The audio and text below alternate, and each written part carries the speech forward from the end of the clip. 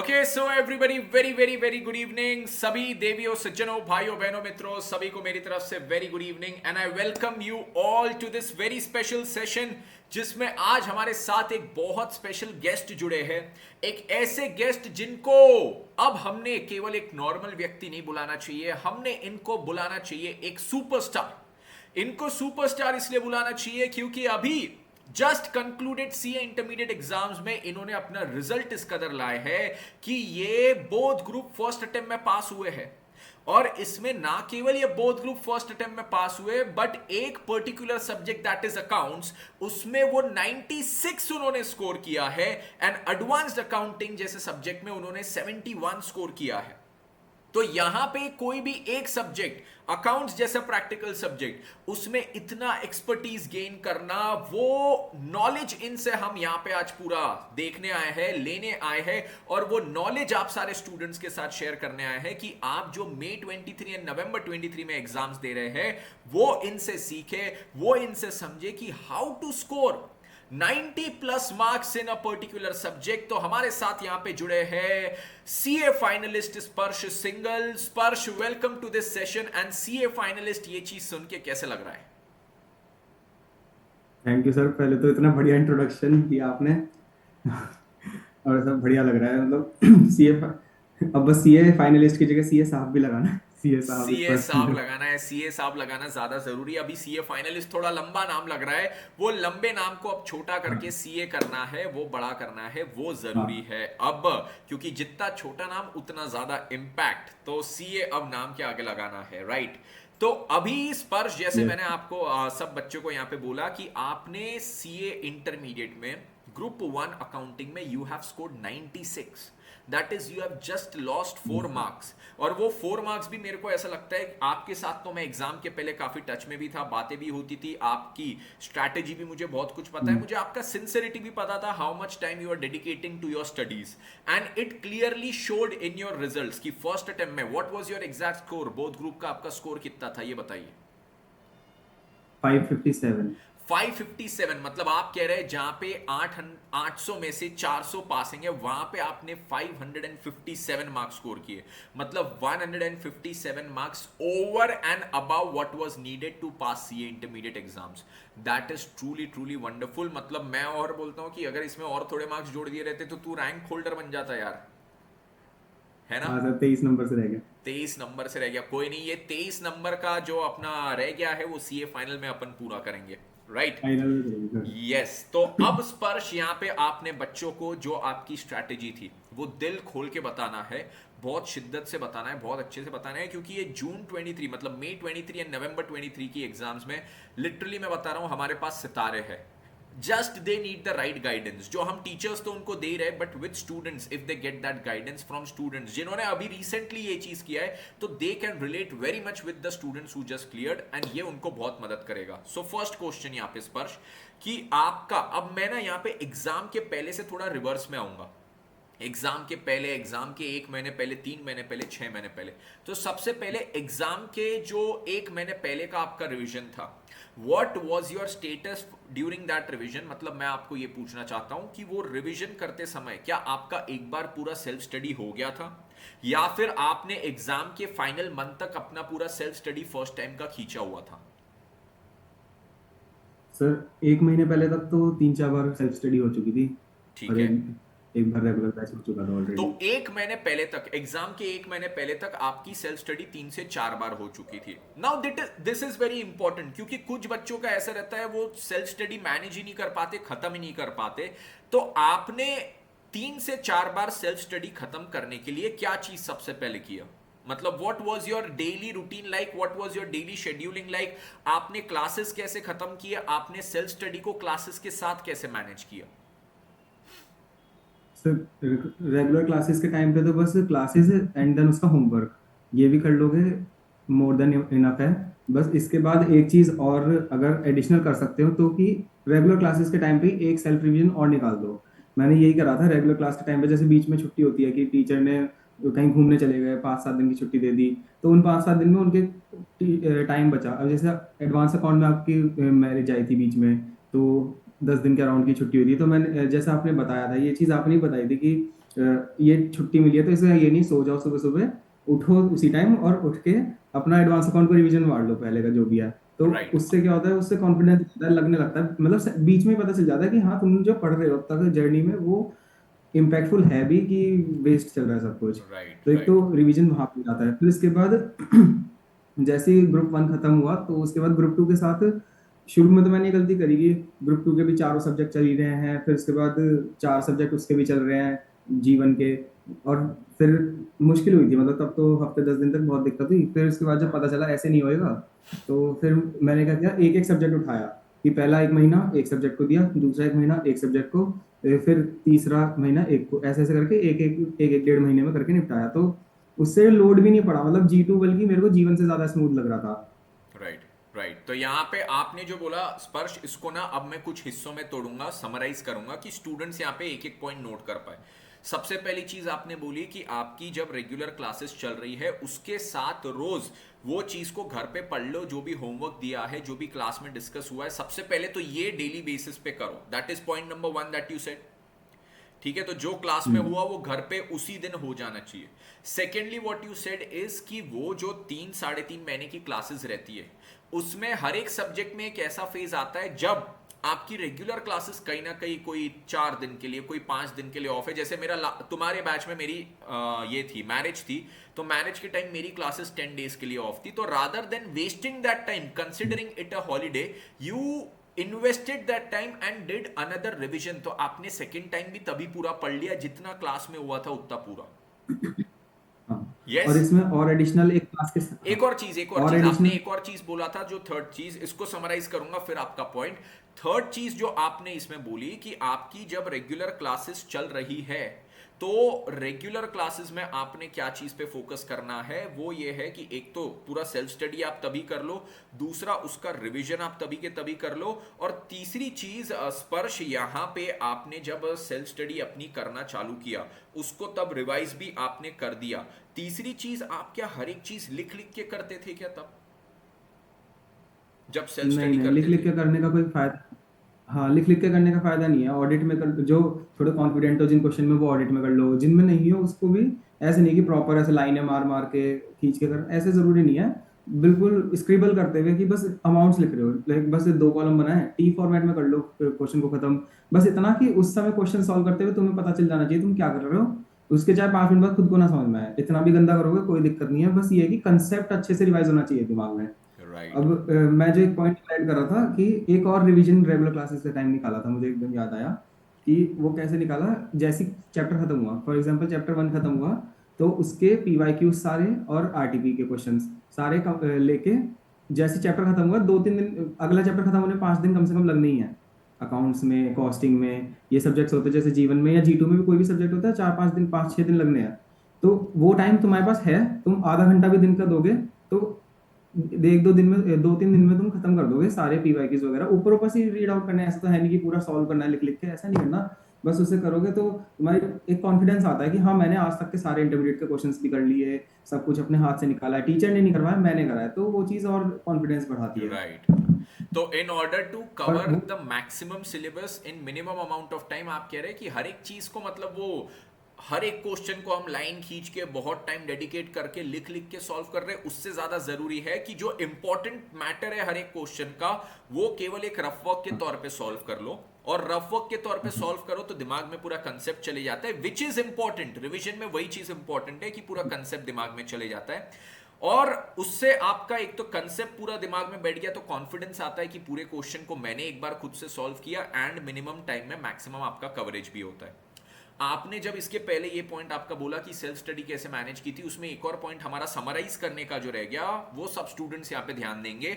स्पर्श ने बोला था कि जब उसकी ग्रुप 2 की पढ़ाई स्टार्ट हुई क्लासेस, तो इनिशियल एक हफ्ता उसने ग्रुप 2 प्लस ग्रुप 1 दोनों सेल्फ स्टडी करने की कोशिश की, जो उससे मैनेज नहीं हुआ। तो उसने क्या किया, ग्रुप 2 की क्लासेस के साथ ग्रुप 2 की सेल्फ स्टडी की, daily self study, plus group 1 का एक सब्जेक्ट उसने किया। फर्स्ट मंथ में ग्रुप 1 का एक सब्जेक्ट, ग्रुप 2 की क्लासेस के फर्स्ट मंथ में ग्रुप 1 का एक सब्जेक्ट, ग्रुप 2 की क्लासेस के सेकंड मंथ में ग्रुप 1 का सेकंड सब्जेक्ट, और ग्रुप 2 की क्लासेस के थर्ड मंथ में ग्रुप 1 का थर्ड सब्जेक्ट। तो आप इफेक्टिवली क्या कर रहे हो तब, केवल 5 सब्जेक्ट मैनेज कर रहे हो। So that is much easier and much effective also, right स्पर्श? हाँ सर, क्योंकि और सबसे पहले सब्जेक्ट वो उठाओ जिसमें डर लगता हो। मैंने सबसे पहले कॉस्टिंग उठाया था, कॉस्टिंग में सबसे ज्यादा कॉस्टिंग और टैक्स में लगता था, तो मैंने कॉस्टिंग उठाया सबसे पहले। फिर ऐसे 1 महीना कॉस्टिंग को दिया, बिल्कुल ऐसे निचोड़ के, ऐसे कहते हैं ना कि निचोड़ के पी गए। तो वो चीज़ है कि फिर खत्म कर दिया उसे, क्योंकि फ्लो में जब रहता है, रोज कॉस्टिंग कर रहे हो, रोज ही कर रहे हो खुद से, तो फिर वो कंसेप्चुअल क्लैरिटी खुद से बहुत ज्यादा आती है, सेल्फ लर्निंग वहाँ पे बहुत ज्यादा बढ़ती है। अब टीचर्स के लेक्चर्स पे डिपेंड रहते हैं, जैसे कई टीचर्स होते हैं कि कई क्या, हर कोई कहता है सर, आप भी रिवीजन बैचेस लाते हो, आप भी कहते हो हाँ मेरी क्लास में, हर कोई कहता है वो चीज़, वो नॉर्मल है। आप भी जैसे कहते हो कि हर कोई कहेगा कि अपना अन अकेडमिक कह ही रहा है कि भाई आओ आओ आओ, सबको एंगेजमेंट चाहिए। बट ये है कि जैसे ये चीज़ तो आपने सिखाई थी कि अपने हिसाब से शेड्यूल करके जाओ लेक्चर्स में। ऐसे नहीं कि टीचर कह रहा है मेरी क्लास में लाइव आओ तो चलेगा मुंह उठा के, ऐसे नहीं जाना। वो अपने हिसाब से जाओ, लाइव क्लासेस सिर्फ रेगुलर वाली करो, रिवीजन वाली लाइव लेने की जरूरत नहीं है। एंड ये चाहे स्क्रीन टीचर, टाइम की आप जो बात कर रहे हो, स्क्रीन टाइम आखिरी 2 महीने में मिनिमम मेंटेन करना सबसे ज्यादा जरूरी है। That is what I guess you are trying to say. नहीं ऐसा जरूरी नहीं है, तो स्क्रीन टाइम की बात नहीं है सर। अगर जैसे रेगुलर बैच है, अब शुरू में मेरा बहुत ज्यादा, जैसे हफ्ते भर में मैंने सारे सब्जेक्ट्स उठाए ग्रुप वन के, वो इसलिए भी, ये भी तो एक रीजन था क्योंकि ग्रुप वन के टीचर्स का सबका रिवीजन शुरू हो गया। तो मेरे सामने 4 क्लासेस रेगुलर ग्रुप टू की आ रही है, 4 क्लासेस रेगुलर इधर ग्रुप वन की भी आ रही है। तो मेरा वो सब कुछ जा रहा है वहाँ पे। इससे बढ़िया मैं एक क्लास, अगर मेरे को क्लास देखो कोई दिक्कत नहीं है, क्लास देखो तो एक टाइम पे एक क्लास उठाई, उसके बाद उनका बैच चल रहा है, तुम देख रहे हो, कोई दिक्कत नहीं। उनका बैच 1 महीने में खत्म हो गया, अगला बैच भी तो रिकॉर्डेड चल ही रहा है। जैसे मान लो कॉस्टिंग का था, जैसे कॉस्टिंग के रिवीजन चल रहे थे, वो फर्स्ट मंथ में खत्म हो गए। फिर इसके बाद अगला सब्जेक्ट मैंने टैक्स उठाया, टैक्स के रिवीजन भी तो 1 महीने में चले ही थे, तो वो रिवीजन देख लो, रिकॉर्डेड देख लो, कोई दिक्कत थोड़ी है। हर अपने एक टाइम के चीज हिसाब से देखो। लास्ट में लाइव देखना जरूरी नहीं है। मतलब सिंपल सी बात अगर मैं इसको समराइज करूं, जो स्पर्श ने कहा, आप रेगुलर क्लासेस लाइव देख रहे हो, that is good and that is important, because first time classes जितना लाइव देखोगे उतना इफेक्टिव। बट उसके बाद जो आपको revision classes if in case देखने की जरूरत पड़ रही है, first of all it is not compulsory to watch revision classes. If need be then watch it, if need not then do not watch. अगर आप देख रहे हो तो रिवीजन क्लासेस लाइव देखना जरूरी नहीं है, क्योंकि इसमें क्या चीज होती है जनरली, आप स्टूडेंट्स जब 8 घंटे एक तो रेगुलर क्लास कर लेते हो, उसके बाद आप बोलते हो कि सर अब तो पैरेलली रिवीजन क्लासेस भी स्टार्ट हो गई, तो अब सर हम दिन के 4-5 घंटे रिवीजन क्लासेस देख लेंगे। अरे तो 8 घंटे रेगुलर क्लासेस देखे, 4 घंटे रिवीजन क्लासेस, 12 घंटे तो आपने स्क्रीन को डेडिकेट कर दिया। पूरा दिन वो निकल जो जाता पढ़ा है। उसको रिवाइज कब करोगे? So do not do that way. जैसा स्पर्श ने बोला कि 4 क्लासेस तो रेगुलर आपने करनी है, उसके 8 घंटे लगेंगे, मैक्सिमम एक और क्लास रिवीजन की उठा लो देखने के लिए, जिसको आप रिकॉर्डेड देख लो। वो लाइव देखने की जरूरत नहीं है, लाइव क्लास रिवीजन करने की जरूरत नहीं है, तो वहां आप उसको रिकॉर्डेड देख लो और उसके बाद उसकी सेल्फ स्टडी वगैरह पे ज्यादा फोकस करो। स्पर्श अब और ये तो रिकॉर्डेड में भी हाँ, सर स्पीड बढ़ा के देखो, क्या रिकॉर्डेड में भी स्पीड बढ़ा के देख लो, क्योंकि दूसरी बार कुछ पढ़ रहे हो तो उसमें जरूरी नहीं कि 1 एक्स देखना है, तब तेज कर सकते हो, तब कोई दिक्कत थोड़ी है। 1.5 पे देख सकते हो, जैसा भी आपको, हाँ मतलब जिस 1.5 स्पीड को आप मैनेज कर सकते हो। हाँ। ठीक है।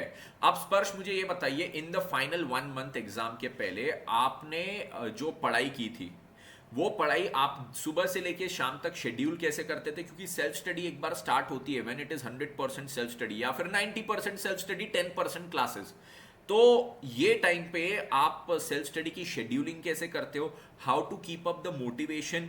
उठने का, सोने का, खाने का, ये सब कैसे मैनेज करते हो? How did you do it, जो आपको 96 लाने में एंड 557 लाने में मदद किया? How was that? बस सबसे पहले तो कि उतनी ही थ्योरी कर लोगे, मतलब मेरे को पर्सनली लगता है उतनी थ्योरी करना बेटर रहता है, कि उतने माइंड एकदम फ्रेश है तो थ्योरी एक बार रीड करती ही दिमाग में बैठने लगती है। और वरना क्या होता है, बच्चे कई बार क्या करते हैं कि पहले प्रैक्टिकल में इंटरेस्ट ज्यादा आता है ऑफकोर्स, तो वो क्या करते हैं कि नींद खोलने के लिए प्रैक्टिकल करा, वो भी कर सकते हैं, बट फिर वो गलती कहाँ करते हैं कि थ्योरी को last end of the day पे रख देते हैं। फिर तब क्या होता है, तब दिमाग थक जाता है, वो थ्योरी पढ़ने को पढ़ लेते हैं नाम को, पर वो दिमाग में कुछ नहीं बैठता, वहां वो लॉस कर जाते हैं। अब राइट। टाइमिंग जो है, टाइमिंग भी बहुत मैटर करती है, कि जिस टाइम सो रहे हो उठ रहे हो, बॉडी साइकिल बनी रहनी चाहिए। और शेड्यूल तुम रखो अपने सब्जेक्ट्स का, कि तुम्हें पता है कि अगर 8 बजे मुझे अकाउंट्स पढ़ना है तो अकाउंट ही पढ़ना है, या फिर तुमने 10 बजे का मान लो रखा कि मेरे को लॉ पढ़ना है तो लॉ ही पढ़ना, वही करना है। क्योंकि एक बॉडी साइकिल होती है, तो साइकोलॉजी भी ऐसे घूमती है, तुम्हारे 10 बजे अपने आप वो लॉ में थोड़ा दिमाग तेज चलने लगेगा। और वो होता है ये चीज़। राइट। ये तो भी अब आपने बताई थी। एक बहुत इंपॉर्टेंट चीज जो यहाँ पे स्पर्श ने बोला कि आपकी बॉडी साइकिल बहुत ज्यादा इंपॉर्टेंट है मेंटेन करना, उसके लिए जरूरी है शेड्यूल मेंटेन करना। आप कभी भी ऐसा नहीं कर सकते आज सुबह मैं 6 बजे उठना चाहता हूँ 6 बजे उठूंगा, कल 10 बजे, परसों 12 बजे, फिर उसके बाद रात के 3 बजे तक एक दिन पढ़ रहे हो, एक दिन रात के 10 बजे ही सो जा रहे हो।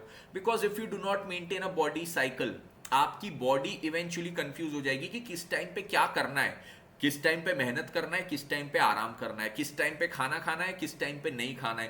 And once the body starts getting confused, आपकी प्रोडक्टिविटी जीरो हो जाती है। राइट स्पर्श? तो आपने यहाँ पे शेड्यूलिंग पे बहुत ज्यादा फोकस किया था, is what you are trying to say. हाँ सर। और एंड सर वन शेड्यूलिंग भी लास्ट और final, yes consistency, yes yes. Scheduling भी और कंसिस्टेंसी भी, जो तूने शेड्यूल बनाया उसको कंसिस्टेंटली भी फॉलो करना है। ऐसे नहीं कि अभी 4 दिन कर लिया फिर हफ्ते भर छोड़ दिया, फिर याद आया हाँ शेड्यूल था, फिर उठा लिया शेड्यूल, ऐसे नहीं होएगा काम। Yes yes yes. And one last final thing जो स्पर्श हम यहाँ पे बच्चों को अब पूछना चाहेंगे, हमने self study, regular classes, revision classes, last 1 month सारी चीजें कवर की। एक चीज, एग्जाम का जो 1.5 दिन मिलता है उसमें क्या पढ़ना, कैसे पढ़ना, ये तुमने क्या किया? Now this is a very customised answer, सबका अलग अलग होता है, but you manage to score 96 and 557, तो तुम्हारा क्या था वो एक बार बता दो। सर 1.5 दिन में तो ये है कि क्लासेस को 2x भी क्या 3x 4x तो भगा दो। क्लासेस कौन बिल्कुल सी? रिवीजन, प्री एग्जाम रिवीजन तो मैराथन? मैराथन, हाँ। प्री एग्जाम मैराथन बिल्कुल। प्री एग्जाम मैराथन को तो 2x भी का और तेज भगा दो, जितनी तेज सुन सकते हो उतनी तेज। तो बस, और उसमें भी सुनना कुछ नहीं है, जैसे एडवांस आपके अकाउंट्स और एडवांस अकाउंट की मैराथन थी, तो उसमें सुना भी नहीं मैंने, बस आप लिखते तो हो ना, हम्म। बस मेरे को लिखना ही तो देखना है कि क्या क्या लिख रहे हो, क्या कि जैसा मैं सोच रहा हूँ वैसा चल रहा है। तो मैंने बिल्कुल स्किप कर करके भी 4x पे चलाई और स्किप कर करके भी करी। तो ऐसे भी करा है मैंने। उससे क्या हुआ, 2 घंटे की क्लास भी 20-25 मिनट में, आधे घंटे में खत्म कर दिया मैंने। हम्म। और फिर इसके बाद क्वेश्चंस वहां पे काफी हो जाते हैं सॉल्व। आप बहुत इंपॉर्टेंट क्वेश्चंस हैं, हर टीचर है अपने अपने मैराथन में इंपॉर्टेंट क्वेश्चन सब करा देते हैं। अब उसके अलावा तुम एक रेगुलर क्लासेस से ये आदत लगानी होती है कि स्टार मार्किंग करके रखो। जो भी क्वेश्चन है तुम्हें लग रहा है कि हाँ ये क्वेश्चन मुझे बार बार रिवाइज करना है, इसे स्टार मार्क कर लो। और अगले अगले रिविजन में उन क्वेश्चंस को और शॉर्ट लिस्ट करने की कोशिश करो। मान लो पहले बार में तुमने रेगुलर क्लास में एक चैप्टर के 10 क्वेश्चन मार्क करे, तो अगली बार ट्राई करो 8 हो जाए, उसके अगले में 6 हो जाए, कि एग्जाम टाइम पे कम से कम प्रेशर होना चाहिए। और अब एग्जाम टाइम पे फॉर एग्जांपल 5 क्वेश्चन बचे एक चैप्टर के, 5 में से 4 तो क्लास में ही हो जाएंगे रिवाइज, वो प्री एग्जाम में बचा एक क्वेश्चन, उसे कर लो खुद से एक बार, उसे भी राइट। रीड आउट कर लो ऑडिट से। तो ऐसे कोर्स कंप्लीट भी हो जाता है, क्योंकि बहुत बच्चे मैंने ऐसे देखे कि एग्जाम सेंटर पे भी लगे पड़े हैं, देखे जा रहे हैं, वो कह रहे हैं कि यार कोर्स अब तक भी कंप्लीट नहीं हुआ, वो कह रहे हैं होएगा भी नहीं कंप्लीट, तो ये गड़बड़ है। अब मेरा, राइट। मैं 1.5 बीघे में एक दिन में कर लेता था सारे अमेजिंग। तो सब्जेक्ट में। यहाँ पे आपने जो बोला उसको मैं अगर समराइज करूँ, तो सबसे पहले आपने बोला कि आप प्री एग्जाम मैराथन देखना प्रेफर करते थे, but at a very high speed, which is good. Again इसमें ये बोलता हूं कि स्पर्श ने अगर 3x 4x पे देखा, जरूरी नहीं है आप भी देखो, आपने आपकी कंफर्ट जोन के अनुसार देखना है कि आपको किस पे चीजें समझती है, कैसे समझती है। दूसरी चीज इसने बोला कि रेगुलर क्लासेस के दौरान क्वेश्चंस को ए बी सी कैटेगरीज में डिवाइड करो, important, moderate and not so important. Important वाले क्वेश्चंस पे लास्ट 1.5 दिन में ज्यादा फोकस करो, क्योंकि उसमें से आने के चांसेस भी ज्यादा है। एंड इंपॉर्टेंट क्वेश्चंस कर लिए तो इजी वाले तो ऑटोमेटिकली हमारे यहाँ पे कवर हो जाते हैं।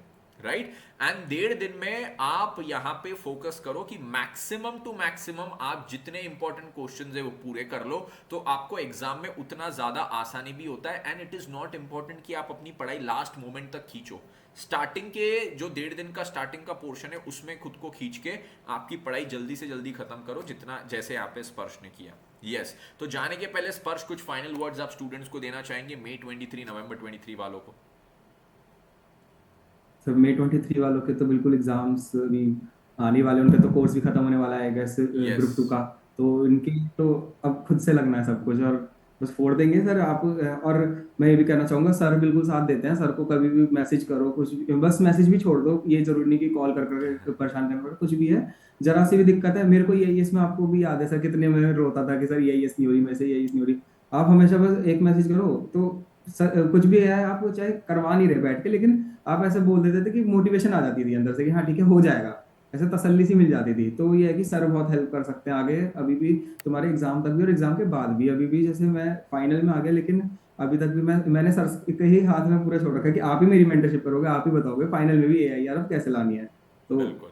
सर बहुत हेल्प करते हैं। और बस ये भी कहना चाहूंगा कि बाकी टीचर्स भी हैं, तो डाउट वगैरह सॉल्व करने के लिए क्या होता है, बच्चे जैसे रेगुलर क्लास है उसमें कनेक्ट में रहते हैं, क्लास में पूछ लेते हैं, उसके बाद ऐसे हो जाता है। मैंने मेरे साथ के जैसे ग्रुप में वहीं भी अनअकैडमी के, तो बहुत से बच्चे की डाउट आ रहे हैं, बस ग्रुप में छोड़ दिए। फिर मैं जैसे मैं बोलूँ कि नहीं आ रहा तो टीचर को पूछ लो, कह रहे अब वो नहीं रिप्लाई देंगे, वो खुद से ही प्रिडिक्शन बना के बैठे हैं और भेज नहीं रहे डाउट। और मैं सारे डाउट भेजता था, सारे टीचर सब डाउट सॉल्व करते हैं, ऐसी बात नहीं है कि कोई नहीं करता। बहुत एक आधी कभी छूट गया तो छूट गया, रेयर केस में, लेकिन डाउट्स सब सॉल्व हो जाते। तो डाउट्स मत बचा के रखो, डाउट्स बचा रह गए तो वो कंसेप्ट खा जाता है पूरा।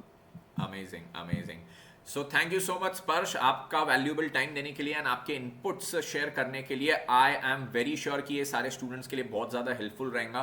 सो गाइज, दिस वॉज स्पर्श सिंगल जो 96 लेके आए हैं अकाउंट्स में, एडवांस अकाउंटिंग में 71 लेके आए, ओवरऑल 557 लेके आए हैं, and we got to learn a lot from him. So thank you so much from the bottom of my heart. And इसने जो बोला है मैं आप सभी को बोलूंगा कि मेक श्योर आप उसको जरूर अप्लाई करो, because scoring 96 in a subject requires a lot of expertise in CA inter. ठीक है, तो इसने अगर ये चीज किया है तो इसने लाइफ में कुछ चीज तो सही की होगी लास्ट 9 मंथ्स में एग्जाम के पहले, जिसके कारण इसको यहाँ पे 96 आए हैं। So congratulation Sparsh, all the best for CA thank final, you. And thank you so much for sharing all your inputs with the students. And with this we now end this session. ऐसे ही और valuable sessions आपके लिए इस channel पे आते रहेंगे, उसके लिए यहाँ पे stay tune. Now on behalf of Sparsh and myself, this is CA Tejas Suchak signing off. Thank you so much guys, take care and bye bye, see you all in such future sessions, bye bye.